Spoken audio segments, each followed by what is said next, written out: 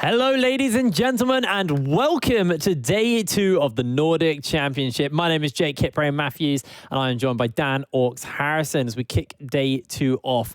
Day 1 was pretty fun, actually. We had some really close matches, especially at the front of the kind of top 4 games. We saw some games where it looked like they were going to be just done, and then they were pulled back or thrown again. It was quite exciting, actually. It's some really, really interesting games. Yeah, especially that Nordic against Dusty game.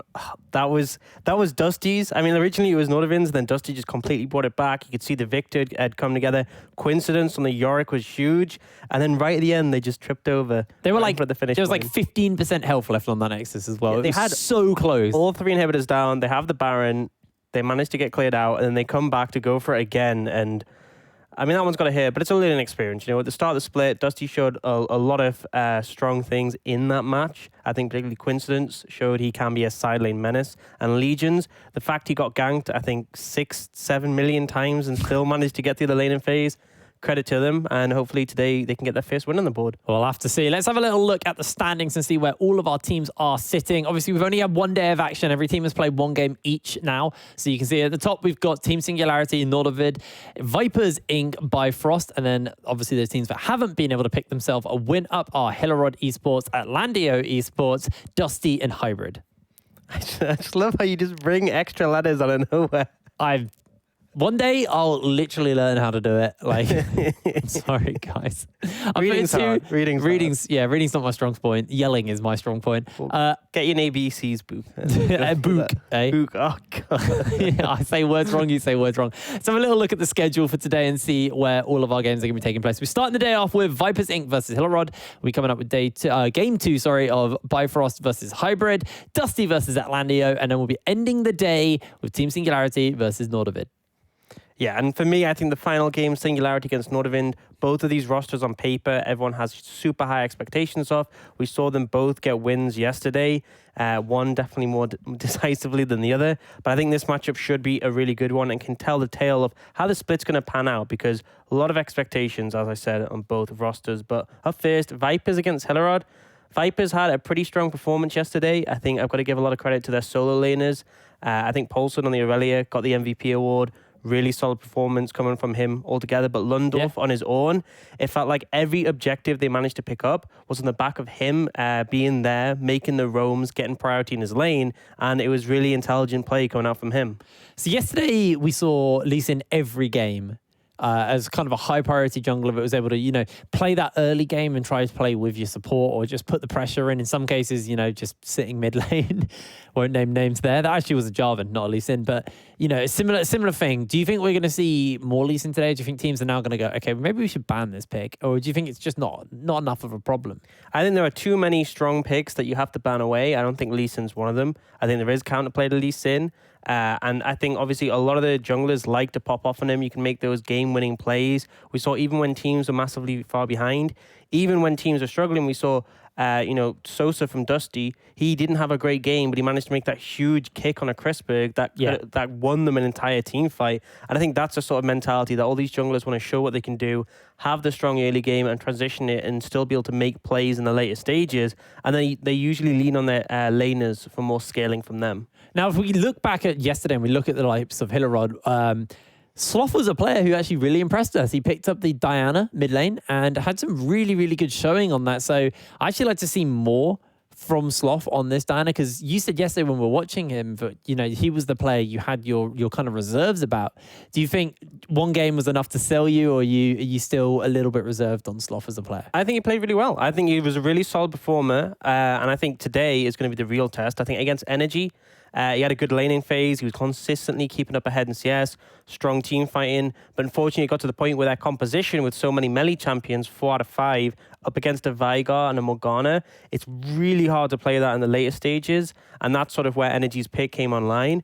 Up against Poulsen on the other side, they both played melee mid laners, Aurelia and Diana, sort of high skill expression champions. I'm really hyped to see them go head to head against each other, because I think it's going to be a volatile matchup, and whoever sort of gets control of mid lane often can get control of the whole game. Alrighty, well, we're also looking towards this bot side of the map, because we saw pretty much Senna and Aphelios exclusively, with a little bit of MF thrown in there as well, sprinkled in on top. Yeah. We actually did see a Varus, didn't we? Yep. And it was Den Voxney who was the one picking that up. Yeah. So you know, maybe showing that he's comfortable with moving away from kind of these S tier, from these kind of more meta bot laners as well. So something also that when we get to picks and bans, I want to keep my eyes on are whether or not they just decide to ban out some of these kind of, you know, top tier AD carries, because then Voxney feels comfortable to kind of take a step back and go, I'm okay with taking an A tier bot laner or even a B tier bot laner. Well, I think we saw some of the vulnerabilities of the current meta pool of AD carries, in the sense that we saw, even when a team was drastically far ahead, there were still situations where you can be caught out because of that lack of mobility. Yeah. I remember the Varus that Voxney played, he was up against a Senna and a Gangplank, and all that happened in the team fights where they coordinated it. GP would throw down the Cannon Barrage, the Senna ult would follow because of the slows, really hard to dodge, and instantly the Varus couldn't even join the team fight. He was already at like 20-30% HP. So I think it's showing that these immobile AD carries, there is the potential to make plays against them. We're not in the meta of Kai'Sa and Xayah, where the AD carry can essentially duel anyone because of the utility offered by their kit. Alrighty, so top lane. Let's talk about that. Well, we got a little bit of time before we get into our first pick and ban. So, looking at the top lane, where are you favoring this? Like, who are you looking at? So for me, I'm really impressed by what I've seen from Lundorf so far, because it's not like he played for lane. It's not like he played to crush his lane opponent like Quinstance did on the Yorick. He played so that whenever there was an objective his team wanted to contest, he would find priority, he would then start the rotation over there, they would have a numbers advantage so they could claim control of the area and then the objective, and then he would go back to his lane that he had to cover, whether it's by TPing or just walking down there, and ensured the Vipers in the early game just always secured so many more objectives than the other team, and even later on he was just always in such a smart position. The final fight came down to a flank from him and Paulson. It was really just good play. Alrighty, well, we're into picks and bans, seeing the Jarvan and the Akali taken away so far.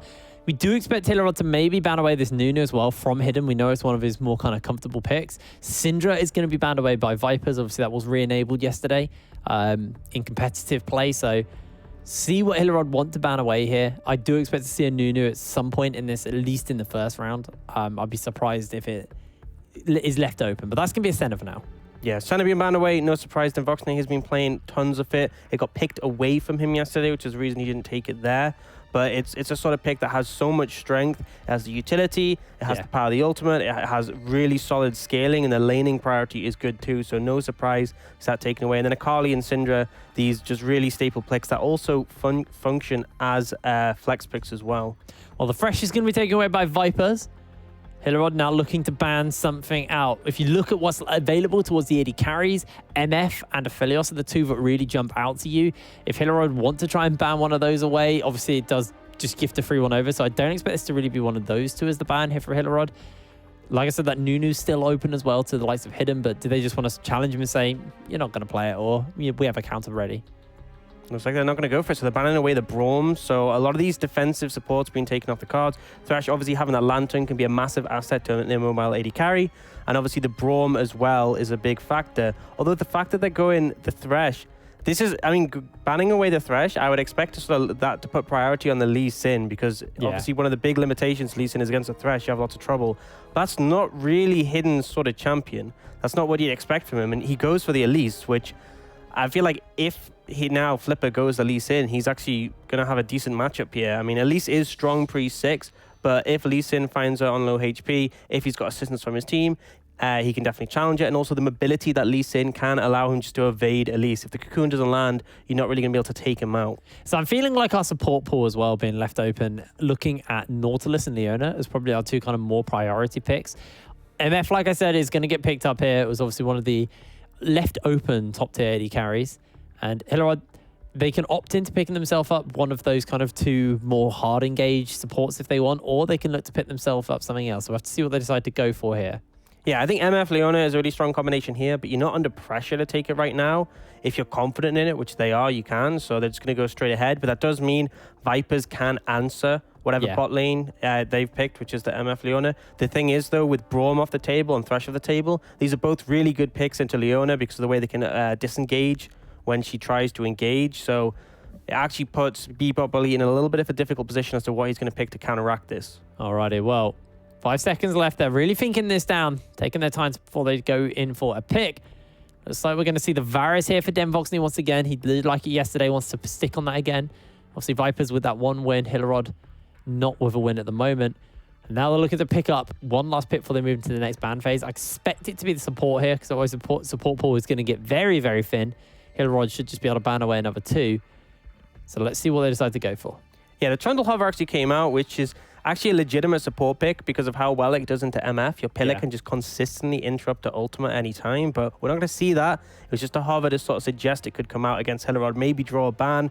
And right now we see Lundorf once again on the Ornn. We saw what he managed to achieve on that yesterday. Really strong performance, but unfortunately here he's now up against the Mordekaiser. And Lockett, when he played a different game, he was trying to challenge his opponent in lane consistently, and this is a pick to do that. You have so much percentage HP damage on the Mordekaiser, especially since Leandries is a core item for him. So he's going to look to challenge Lundorf in the laning phase and constantly in the 1v1. Alrighty, well, the Mordekaiser is going to be that lock-in. We already see the Aurelia ban there. Targeting Paulson doesn't want to give him that. So let's see what else is going to be coming through here. Just looking at it, that Diana is still open for Sloth, which we saw him had a very good game on yesterday. We'll have to see what they decide to ban away here. I'm surprised we didn't see at least... We won't see another support ban come out by Hillerød, but maybe they don't want to thin that pool too much. Maybe they feel like it's already been thinned enough. Olaf going to be banned away, so just the jungle pool might get pinched here by Vipers. Yeah, at this point, when Hillerød hasn't taken any jungler and we're getting this late into the draft, there's already been a range of junglers targeted with the Jarvan off the table. Actually, not a range, just the Jarvan and the Elise taken away. So there is a wide pool, but I think taking with the Olaf, trimming the pool a bit is going to help out. Maybe Lee Sin? Lee Sin is definitely a viable one, I think. I'm surprised, though, for Hillerød, they're not banning more supports. I feel like maybe they're in the position where they feel we've done enough to the support pool. We're confident in that regard. There's also the possibility that this Ornn can be a flex. This can also go into all 3 remaining lanes. So if Hillerød do target one too heavily, they can still move it about, which is why you've seen Gangplank banned away. Gangplank typically is a top laner, so for all we know, this could be an Ornn support or mid lane. Maybe they're just deciding to say, no, we definitely want this on top lane. Let's ban away anything you want to pick there. We'll make you take that on. 1 second left here, and that's going to be the Diana ban towards Sloth, from the side of Vipers. This does leave things like the Nautilus open, the Lee Sin open as well. And you, like you're saying, you think the Lee Sin has a pretty decent matchup into the Elise. So maybe we'll just see that come out from Flipper. Yeah, you can match the early pressure. Pre-6, obviously, Elise does have that advantage, but you can still make some effective ganks. And then once you have your ultimate available, that's a great power spike. So it comes down to if Flipper wants to pick that up. It wouldn't surprise me to see it, and there it does turn up. So Lee Sin picked up, and it means they're going to be able to have counter pick for Sloth, which I think is hugely important. We saw how successful both of these mid laners were yesterday. Yeah. I think giving counter pick over to your mid laner is a massive asset. Now we're going to see where this Ornn goes for Vipers, whether it is going to the support role or is just going to be Lundorf on it again in the top lane. Alrighty, well, these teams definitely taking their time with this pick and ban. They've really been thinking it through. That's going to be the Tom Kench picked up. Actually, a very nice pickup because obviously Varus typically very immobile. If he gets caught by the Zenith Blade, by the Solar Flare, Tom Kench just gobbles him up and walks away. There's also a Cleanses you can see on Denvoxney, so he's extra safe in that lane. Obviously, he doesn't have that heal, but the ability to not get locked down by CC is going to be really, really big for him. Viper's now looking for one more pick, most likely to be their mid lane, unless they decide to put the Ornn there. Let's see what they want to go. They're going to lock in the Lucian here. So it's going to be Lucian mid. Could actually still be Lucian top, actually, and that's what I like about this. They still have a flex between mid and top, depending what Hillerød pick. Lucian can essentially play into most things. The fact that you're an 80 carry with a dash means you can go toe-to-toe with a lot of champions, so there's not too much discomfort. I like the Tom Kench as well. Varus Braum was the original combo you went with Tom Kench back when he was really strong, and here it's going to serve Vipers pretty well are just mitigating the pressure from that Leona MF lane. And Sloth comes out with the Kiana. So this is something we have seen just completely fly through the bans. Hasn't been prioritized as much as it used to be, but Sloth is getting his hands on it. Really strong pick that you can be aggressive with. And Paulson on the Lucian as well. A little bit of a tough lane matchup in that regard because of the range advantage. But, I mean, if you're going to assassinate an AD carry, the champion to do it is the Kiana. Yeah, we did see it yesterday once, I believe. Did we? No. No, we didn't. Maybe I dreamt that. But yeah, so finally get to see it. I mean, Sloth's been kind of showing that he's really been favoring these assassins at the moment. 2 games in a row now. We've had Diana, and now we're having the Kiana. Two very kind of two assassins who, if they can get into a point where they can take over the game, they will take over that game. And you look at the lineup for Vipers, and they've got 3 very squishy members on their team with the Elise, with the Lucian, with the Varus. Sloth could have a field day if he finds them caught in maybe a pit or in a tight jungle area. I think the critical thing for me is I want to see Sloth find flanks in those later game team fights. I think that's something he didn't manage to do on the Diana yesterday, and it's what sort of spelt their downfall, because Hillerød, they're against a composition with a Veigar. It's very difficult if you come at them from one direction, so I feel like you have to find those angles to navigate the fight. If Sloth can do this in this game, I think they're going to be really successful, but it's about finding those avenues. It's going to, I mean, despite how much I'm talking about the mid lane, Sloth isn't really going to be unlocked early because he's into a rough matchup in Lucian. It's going to come down to the junglers. Can Flipper do better than Hidden in the early levels? If he can free up the rest of his team to sort of make those aggressive plays. Well, pretty standard stuff as far as the keystones and everything going into this game, so no surprises there. We haven't got anything fruity to talk about, but we're loading through into Summoner's Rift for our first game of day 2 here at the Nordic Championships. It's Vipers versus Hillerød.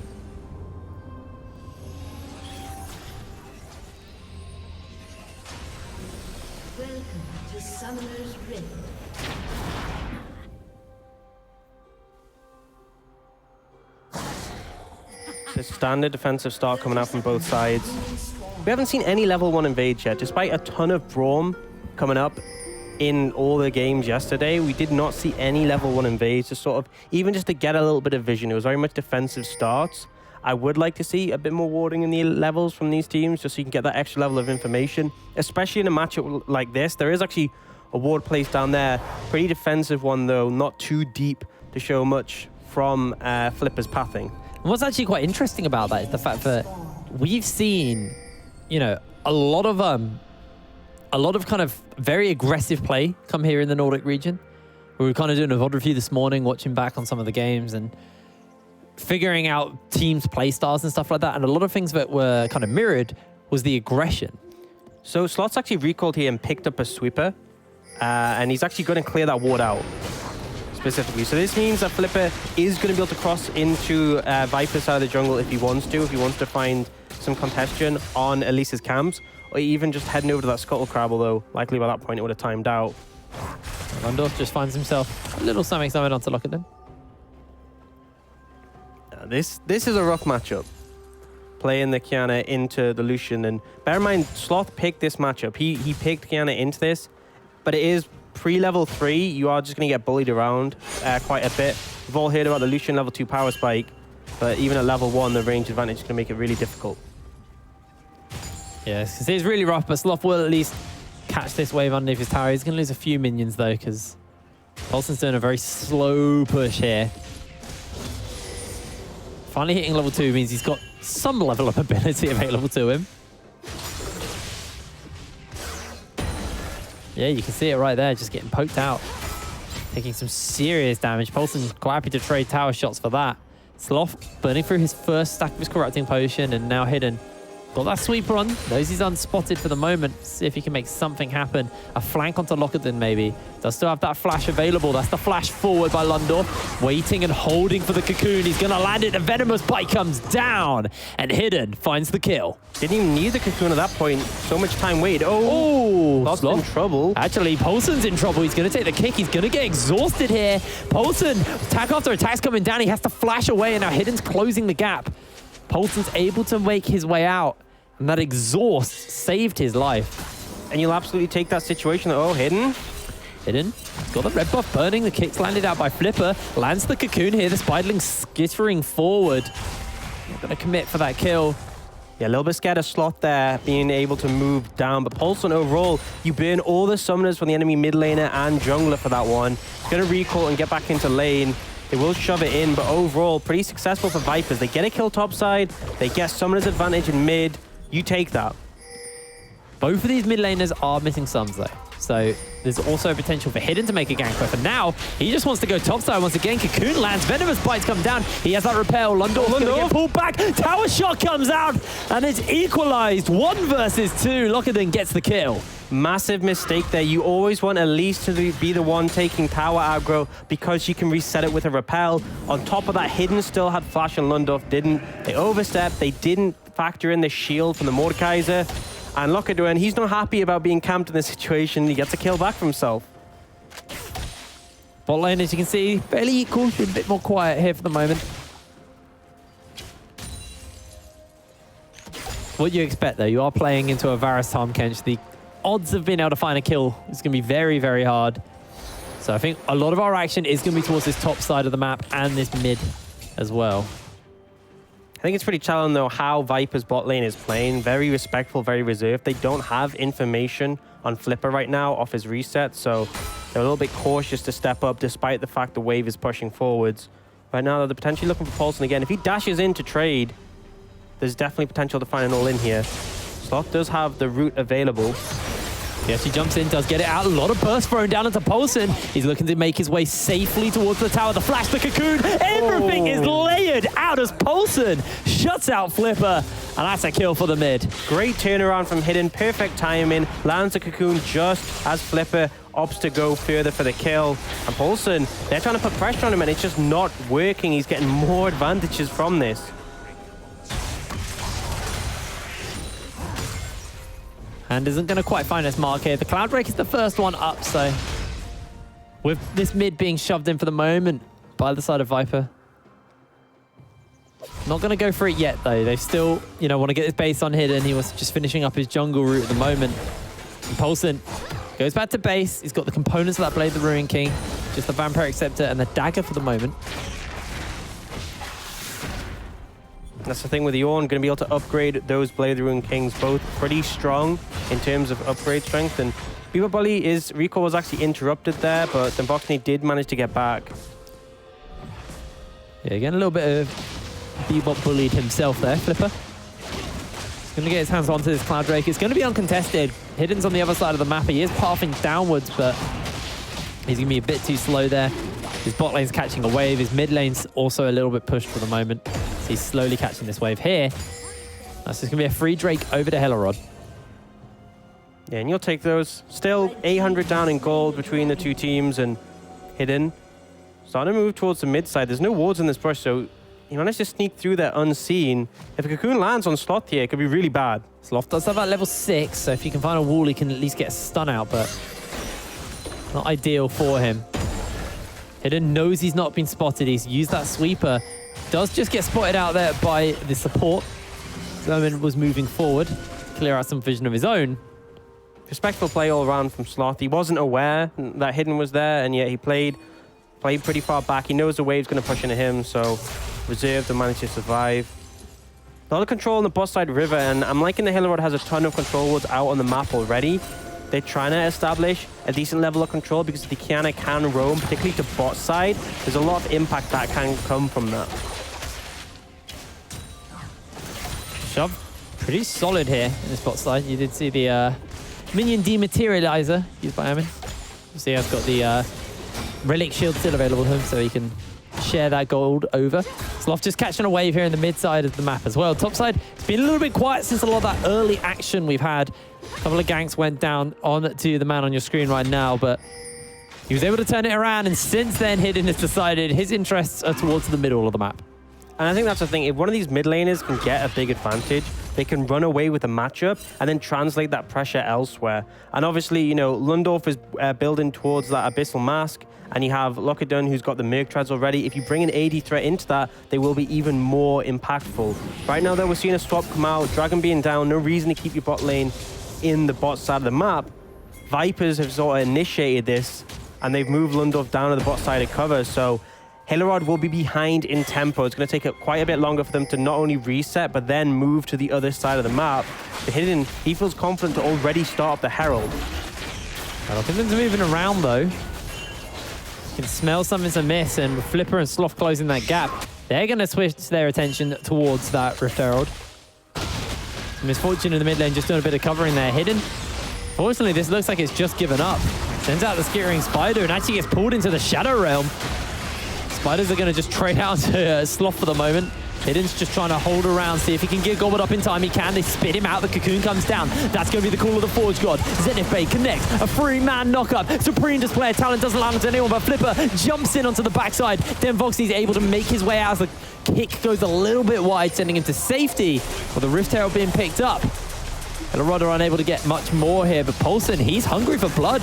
Bullet time's going to come down, does a lot of damage. In goes the Zenith Blade once again. Poulsen still got a full health bar. He's going to be able to find one. It's a 1-for-1 so far. Voxney stays on the back line, just firing away. It's hidden, finds another one. Or now all of a sudden, Hillerød, they are being chased down inside their jungle. Sloth is trying to find a grand escape out, trying to find a grand assassination off. He can do so, gets the stun, gets the kill, and he will be shut down though by Lundorf. No, Voxney is the one to pick it up with a scatter of arrows. What a chaotic fight that just went on there. Hillerød were the ones who started off trying to push really far into the jungle of Vipers, and a lot of ultra expended at the start of that, but ultimately Hillerød are the ones who benefited less from that situation.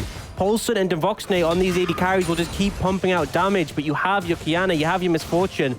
Those champions have a lot of their strength weighted into their ultimates, and once they were down, not as much to offer. There was a really solid ult towards the end for Mocox, but ended a little bit early.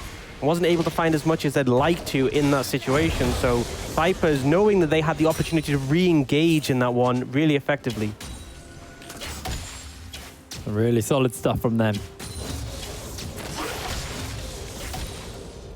Still got that Rift Arrow. So the question for me is, where is Flipper going to use it? Where does he want to try and assert some dominance, get some map pressure for his team? At the moment, him and Ermin just sitting in a bush looking for a potential pick. I think they're waiting for information. So if they see hidden, or if they find a pick onto hidden, then there's the opportunity to move to wherever they have a numbers advantage, and then they can throw it down the Herald. Ideally, you want to throw it down mid, because getting the mid tower opens up the map so much more, but you'll take either situation. If you can go bot lane, yeah, that's fine. If you can go mid lane, that's fine. But ultimately, right now, it is Vipers who have the strength. And particularly that Lucian is so strong right now. He managed to get 2 kills overall. In this, so he's 2-0-2 now. He's working towards that Blade of the Ruined King, and that's the sort of point where he has that massive 1-item spike on the Lucian. He's got a 400 gold lead at the moment. Obviously, that kill by Sloth, that shutdown he was able to get, was kind of why it looks like Lucian's further ahead than he is, because he's got the CS lead as well. But that good shutdown from Sloth was big for him, and you know, he did get shut down at the end. He did get killed, but again, Sloth is still impressing me there. The Supreme Display of Talent in that last fight could have been what turned that fight, but he did miss that, unfortunately, for him. But you do want to track what Sloth's going to be doing this game, because we did talk about it, we touched on it a little bit. There are a lot of squishies on that team, and Flipper can set him up, or Sloth can just find that big flank for his team. And Lockenden can always just take the front line out of the fight. Yeah, I mean, that's the big thing, is you can just remove key elements of the fight with the Mordekaiser. I think my issue with what happened in that fight was the fact that they expended so much initially. Flipper was using a really random kick to try and get Voxney nowhere near his team. You didn't have the damage to kill Voxney alone, and you didn't have any follow-up. And then on the other side, the Mordekaiser ult was a little bit random onto the Elise. They weren't able to find that, and they just chased so far into the enemy jungle. I feel like Hillerød was just a little bit uncoordinated in that team fight. Oh, we're back onto the Rift after a brief pause. Next Drake up is going to be... I actually have no idea what next Drake is. I didn't check. Well, it's spawning not up in a second. I'll tell you that. Ocean. Thank you very much, observers. Yeah, so we've got an Ocean Drake spawning up. Means we'll have a mountain or an infernal map coming up as well. And both of those maps actually very differently affect the way you can actually fight in team fights. Yeah, I mean, if you're playing sort of trying to aggress, having the Infernal map means there's so many more avenues you can push through in the jungle. Much easier for a Kiana to find a flank, but the limitation to it is there's less walls for you to make use of with your ultimate. It's going to be a mountain, so a little bit more terrain in which you can sort of use for protection. If you're an AD carry, stand behind it, you can still DPS over it, but the concern with that is any terrain you stand near is an extra avenue for Sloth to attack you from using his ultimate. Flipper's moving towards his top side. He's got help of his bot lane with him, and he's looking to maybe just summon out this Herald. Lundorf's just going to hang about for the moment, but with the Rift Herald up and available, you do expect this to get placed down here. Yeah, they have the timing advantage because Vipers went for the Dragon. They're slower on the play, and they should just be able to pick this tower up or at least get a ton of plates. So ult's going to come in, however. Oh, they're swimming their way in. That's going to be the call of the forward squad. Cocoon lands. Great cleanse comes out, and we do see the tower hold. Solid defense there by the Vipers, but they did have to burn a lot to do that. Yeah, they got a lot of plates down, but overall, Hillerød don't get the tower, which was the objective. They had a good rotation over, but very good response from Vipers, I got to say, to use the Tom Kenshall to get their numbers in position. And now things are just going to slow down again because you have the 2v2 on the top side, but it's a struggle to sort of find that engagement. But this is the payoff to Hillerød, is that Lokkedun is able to sit alone in the side lane, get some damage, get some plates on this tower. So overall, still a win for Hillerød in that play. Well, Lundorf's just going to join up with Lokkedun here on this bot side of the map. And if a good shove comes out from Hillerød, they are going to be able to find that first tower blood. Although the plates will be wearing off soon, so there might not be too much more bonus gold they can get from that for the moment. So we'll have to see whether or not we see some more jungle attention come down, see if they can find crack open this part of the map or not. Remember also, Misfortune, no cleanse available. Did have to use that because the cocoon landed, didn't want to get chased down anymore. So you're a little bit more vulnerable if you're Hillerød's bot lane right now. You can see how cautious they're playing. They're respecting the fact that they at least could be nearby. They don't have the information right now. Hidden did recall outside of vision from Hillerød, so they just have to be really cautious because they don't have the Tom Kens, they don't have the sort of safety net from that champion. Both Blade of the Rune Kings completed by both AD carries on the side of Vipers, so in a really strong position on both of these with the one item spike. And we do have, unfortunately, another pause. You can see Abyssal Mask is getting close to being finished. I think it's 100 gold off now. Sorry, 1,000 gold off now for Lundorf. So he's pretty close to finishing up that item as well, which is going to really help him in the matchup versus the Mordekaiser. Obviously, the unfortunate thing is the Leandries will come through at a similar time from the other side. Yeah, that's the problem he's going to have. But at least it gives him some additional magic resist to work with. He's running Ninja Tabbies as well. That's mainly to deal with, obviously, the fact everyone else is an AD threat. So he wanted some kind of armor to keep himself going. I think for me, this game may well slow down a bit. There's not really many objectives on the map. The Herald is spawning pretty soon, though, so one side could contest for that. But the main things for Vipers, you want to be waiting for the Ornn items to come in. The 2-item power spikes are still very good on the Varus and Lucian. That's really where your comp will sort of peak. You have 2 items on Lucian, you have 2 items on Varus, you have the Ornn items paid out to both of them. That's when you can start to really dictate things and potentially try for a Baron or at least a strong team fight to win this. In terms of the other side, Misfortune does scale better than the Varus because the items as you go further and further along are just going to be really favorable for you. And the ultimate's always going to have massive impact. And I think the teamfight coordination is going to be pretty good coming out from the side of Hillerød, because if you get a huge Kiana ultimate with the follow-up from the rest of the team, you can make a massive impact. You can see actually Sloth is currently sitting on 1,500 gold. He's got the components of either the Dustblade, Ghostblade, or really any kind of lethality item at Some this sort of point. blade. He's building something that makes AD carries go bye-bye. Yeah, basically. Yeah, and I think it's going to be a big thing. Again, we talked about this earlier in the game, whether or not Sloth can find the avenues to find a flank in the team fights. If they can get backline access, if they can get on top of Pulse and Voxney, ideally, you manage to use CC on multiple members. If you CC the Tom Kench and the AD carry, then there's no opportunity to eat them. And it means you can just pummel damage into them. And Kiana is one of these champions who can just one-shot a squishy member. Now, we were talking a little bit about just before the pause happened, but obviously the matchup is Leandries will be finished around the same time the Abyssal Master's finished. The difference is, Lokkedun has to base to get that. Lundorf doesn't. True. What a big brain play. So he wins briefly, just because he'll be up that a full item. Lokkedun actually potentially moving up for roam here. So I think the setup's coming out from Vipers for this Herald. They have complete control of the topside jungle. Sorry, not topside jungle, topside river. And the response from Hillerød is to try and push in with 5 members. So they've moved their top laner up. They're forfeiting priority and pressure on the bot side of the map. And they really want to focus on getting this Herald. Still a lot of vision to clear out, though. If you look on all fronts, there's wards deep into the pit behind Hillerød as well. And with teleport available to Lundorf and not Lokkedun, that's why they've rotated him up. The ward clear is coming through, and they are starting this Rift Herald up, so maybe we'll see a teleport, maybe we'll see a team fight break out. Ward has been placed, and they're aware that this is going on. And everybody's just going to have to scramble out of the pit. Sloth, though, on that flank can enact that pincer onto the Vipers. Paulson, he's doing his job to zone him off for the moment. Arrow lands onto Flipper, does a bit of damage. 2-man pullback. And actually, Lundorf, He's just going to get pulled into the Shadow Realm. They're jumping in. Flipper, he's going to be the first victim of the fight already. Sloth is going up versus Polson. Supreme Display of Talent will pin him in place. Sloth being chased away on the other side of the fight, though. That's going to be the call of the Forge God. Knocking up 2. And all of a sudden, Vipers are starting to turn this fight around. The Coon lands onto Lockerdin as he's being run down by Polson. Arrow goes a little bit wide by Demvoxny. And Lockerdin now just has to make a run to the hills. Sloth gets an assassination off onto the tank. Meanwhile, in the river, and Demvoxny, he's getting turned onto. Look at the shield. Look at the Conqueror healing. Lockerdin, what an animal. Oh, and he turns it around. You can't get in the melee range of a Mordekaiser as lady carry. He tries to walk it out. Just recall. Get away. I think he expected the rest of the team to be collapsing on him. He was a little bit naive, but he goes to try and get away through the tower, ends up going down. Overall, though, this was a really bad fight initially from Hillerød that was saved by their solo laners. Lockerdin gets a turnaround on a Demvoxny. Sloth gets that kill in the end, but the rest of the team for Hillerød, I mean, Flipper went for the kick at the start and completely misplayed it. Ended up just kicking Demvoxny away. And then Moxox flashed in to finish off a Tom Kench.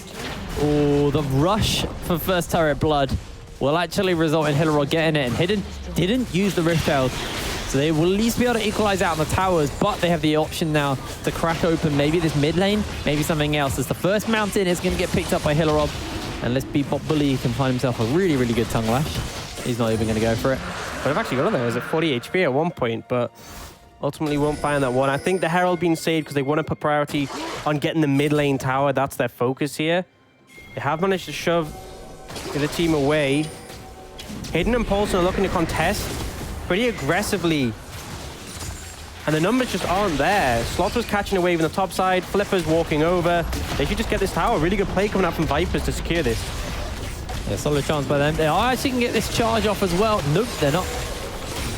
Rashad did a little dance as he got caught on some minions, so wasn't able to fully jump in and get that second charge off. So at least Hillerød are able to stop that from happening. But meanwhile, this bot lane, Lundorf did a lot of work to it. Now the difference is teleport is available to Lockerdin. Lundorf with the spellbook has switched out and taken Ghost. It's going to be a sprinty boy. Recall's coming in. Lundorf getting close to that sort of level 12 point where he can upgrade his own items, and then level 13 he can start handing them out. Again, the 2 item spikes for Vipers. When you have Blade of the Moon King and Ginsu's on Demvoxny on the Varus, when you have 2 items on Lucian, these are the big points where they'll really be super strong. They'll be able to challenge Hillerød in the team fights, unless Hillerød can find a great situation where they have a massive flank, a massive misfortune ultimate.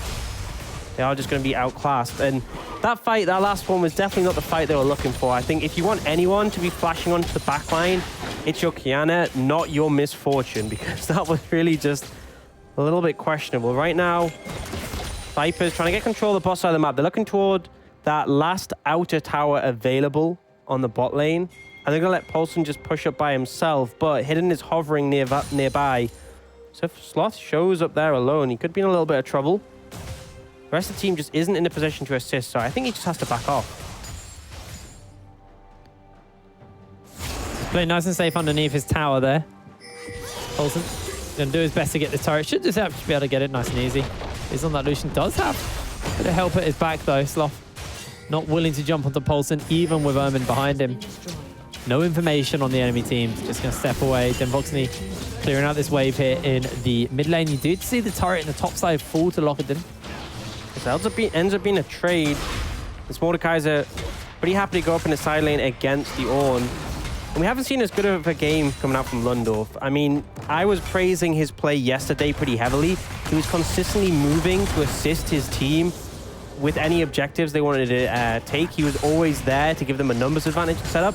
Lockerdin has been the one doing that this game. So Lundorf so far being outclassed, and there is an advantage in the matchup. Picking Mordekaiser into Ornn does favor the Mordekaiser, but even so, we did see a better Lundorf definitely yesterday for sure. Alrighty, well, Sloth needs to be careful here. He could get jumped onto by this Lucian. With the exhaust especially, it's so easy to win this 1v1. He's going for it, gets himself the blade proc off. That's going to be Supreme Display of Talent. Has thrown the exhaust down. Culling comes out as well. Paulson's low, the ignite is ticking, and Sloth unable to connect with that kill. Okay, ignore what I said. Not that easy to win the 1v1. Don't stand next to walls. Yeah, and I think he Flipper. exhausted... Jumps over. There's no way he finds it. No. Yeah. I think as well he exhausted after the damage had already come down. The ult and the second Q had already been used. What is with Hillerød just taking random tower shots? I think he just wanted to escape because he was scared of the Tom Kench potentially ulting in. But either way, Paulson used the exhaust a little bit late in that circumstance in terms of avoiding the damage. But he does still manage to survive. He's pretty close to his second item, being the Infinity Edge. And then Voxney's already picked up his. So we're looking sort of level 14 on Lundorf, able to give out upgrades to both of them. And that's when Vipers can really start to get as much control if they want over these neutral objectives and start to challenge Hillerød for team fights. Right now, Dragon is spawning pretty soon. Hillerød have the advantage on that one in terms of numbers. Oh, he's the Lockett waited in. He's got himself a proto belt. Pulls him in. Claw comes down. W is on, and that is going to be the end of days for Paulson. That's why you never dash onto a wave.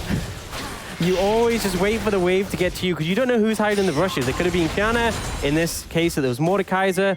And now with Paulson off the map, this is a pretty free Dragon for Hillerød. And this is the third for them. Yes, it's not yet the Dragon Soul, but it puts them one away, which is going to make things really difficult if Vipers are trying to contest it later on.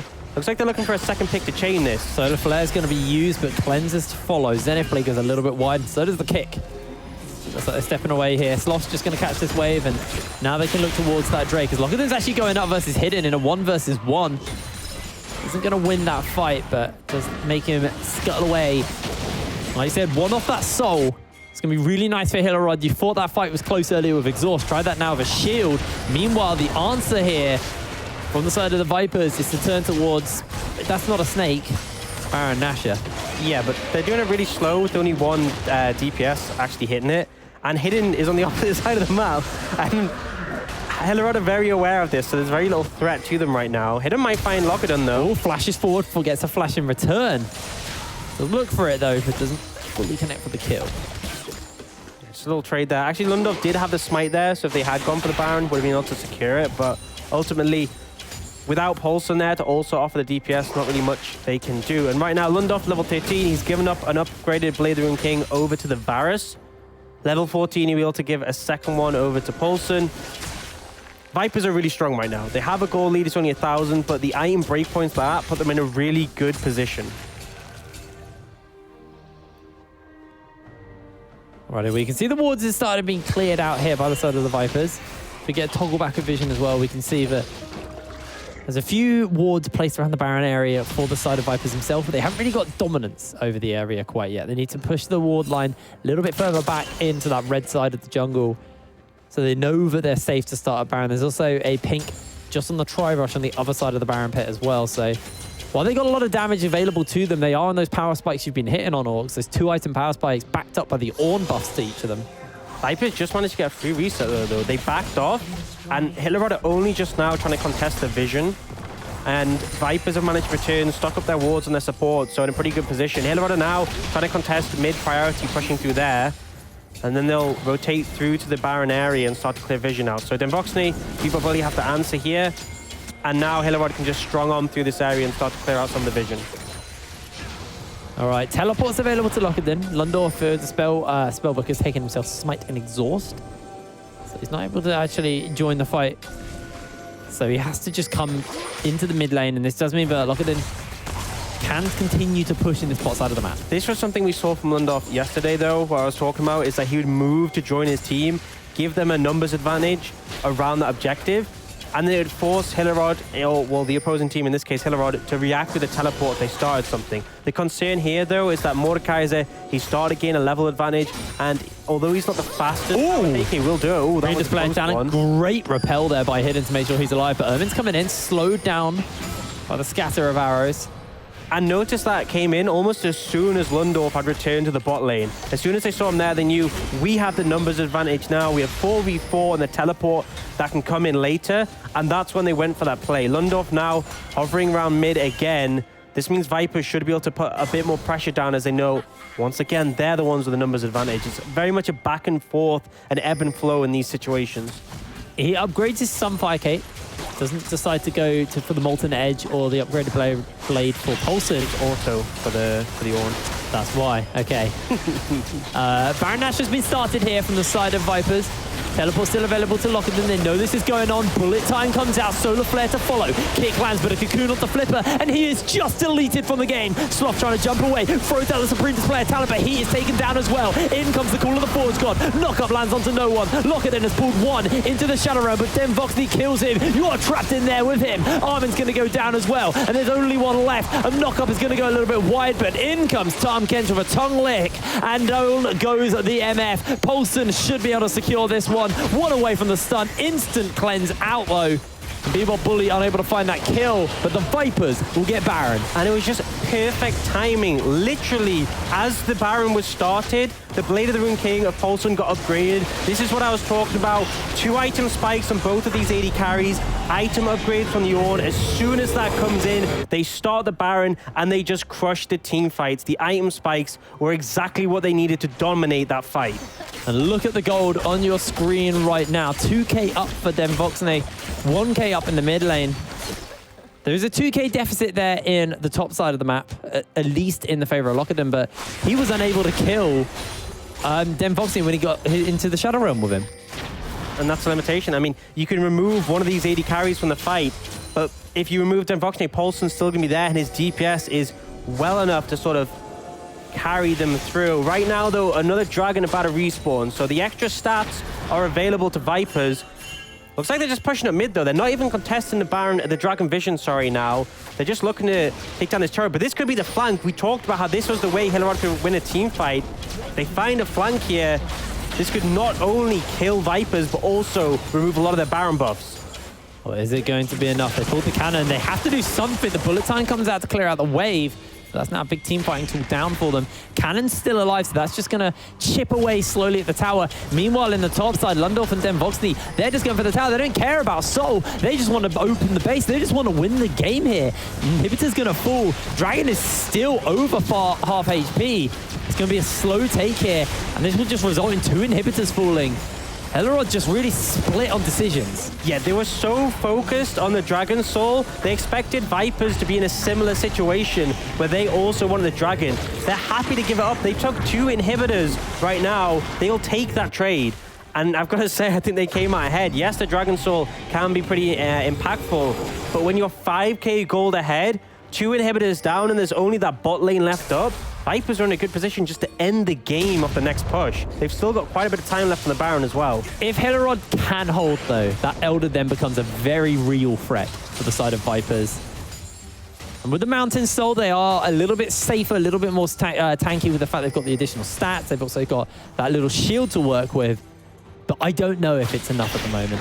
A 4-man group, a massive wave here in the bot side. And it's just a slow clear from the side of Hillerød because their only reliable wave play at the moment is the Misfortune. Yeah, I mean, that's the issue. It's that the Kiana can't really do much to these Baroned up minions. And then Misfortune, if you want to ult to clear the wave, sure, but then you're in no position to team fight on the back of that. They do have those extra shields, keep them safe, but it's not going to make them safe enough to contest this last outer tower. And next, Vipers, they're going to be knocking on the base, and then they also have those super minions coming in. You can see Lundorf in the mid lane. He's walking them in with the Baron buff.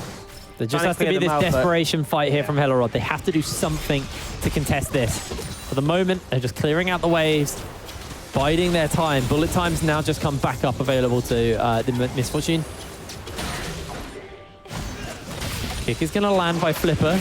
Can go for the insect, gets instantly caught out. Solar Flare onto him. Once again, he's taken out, but that's a big wombo combo. Supreme Displayer talent into bullet time. Armin's doing a bit of work, but in comes the call of the Forge God onto that flank. A knockup's there, and Lundorf's able to find himself one. Paulson gets taken out by Lockett. A flash forward. The hammer slam comes down. Lockett is doing so much work here. Den Voxney is just being cut down, but he's trying to get himself one in return. He is able to live with a sliver of health, and 2 members of Hillerød are alive still. The minions are in the base, and they've already taken 1 turret in the meantime. That would just be the bot lane inhibitor falling here. And I don't know if Armin and Sloth have what it takes to be able to hold versus these 3. I just don't think they do. The minions alone are giving them trouble, and now Den Voxney turns up. He's got the damage. Looks like they're going to be a little bit cautious. Flipper has respawned. His Dragon's Rage is almost up, but they'll finish off the last inhibitor and then back away. I mean, that was as close it was going to get for Hillerød. Lokkedun was so close to finishing off Voxney, but unfortunately, Flipper's engaged. He went in on the Sonic Wave to try to find the kick, but it was a great ult from Voxney. The chains locked up the Lee Sin, meant that he couldn't dash behind him to kick him towards his own team, and as a result, the kick, it just put Voxney to safety. Super, super hard for him, unfortunately. Looks like Hillerød are in for a 0-2 start in the Nordic Championship. Vipers Inc. on the cusp of getting their second win here on day number 2. Then Voxney is huge, 6-1-6. Now with a Phantom Dancer as well, adding that element of safety on top of the extra attack speed that synergizes so well with his other 2 items. You remember there's the gold lead, obviously the almost 6,000 gold lead, but on top of that, you also have those upgraded Ornn items adding even more stats. And Voxney just recalled and picked up a straight up GA.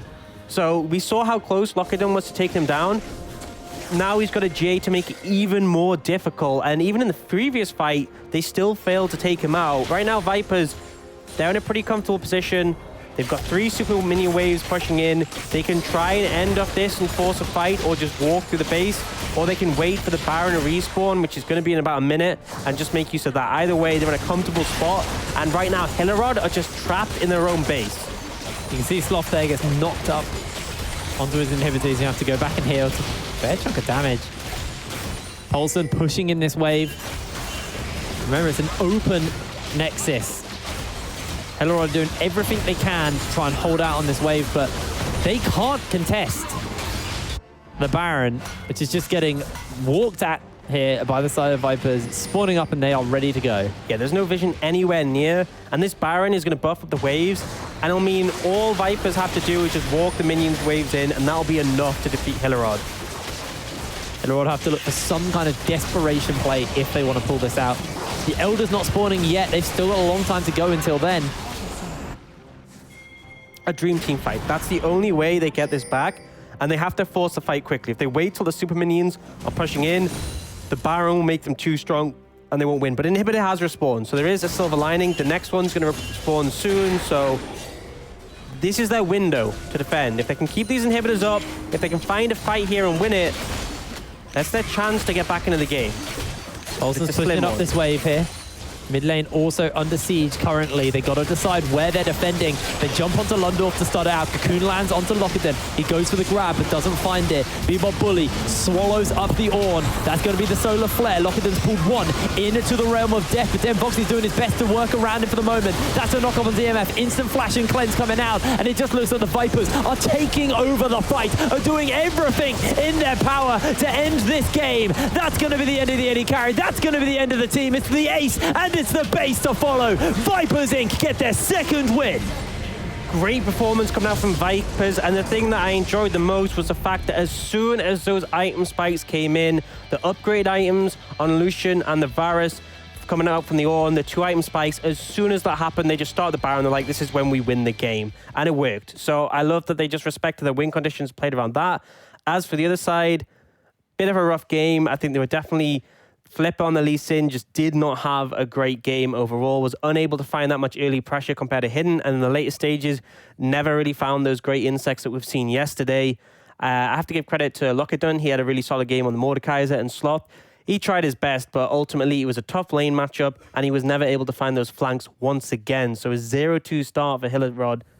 It's rough. It just felt to me like he got put behind in lane and he never came back into that game. At level 1, it was just a slippery slope, and it was just too much for Sloth to be able to deal with. So unfortunately, that does mean that Hillerød are 0-2 in the first week here of the Nordic Championship. But if you're a Vipers Inc. fan, you can be very happy. They've walked away 2-0 from this week. Yeah, solid performance, and well-deserved. I think well-deserved. I think yesterday it was a lot about Lundorf roaming to get them in control of those objectives, and Poulsen having some crazy good play. But here, I think Voxney, really solid Varus, just being untouched for a large part of the team fights. And also, I love to see it when I'm talking about it. I'm like, this is a big iron power spike. The second it hits, they're like, let's do Baron. They just take over the game. Fantastic win there, but we still have more League of Legends action here from the Nordic Championship. So we're going to cut to a quick break. When we're back with game 2 of the day, so don't go anywhere. We'll see you in a second.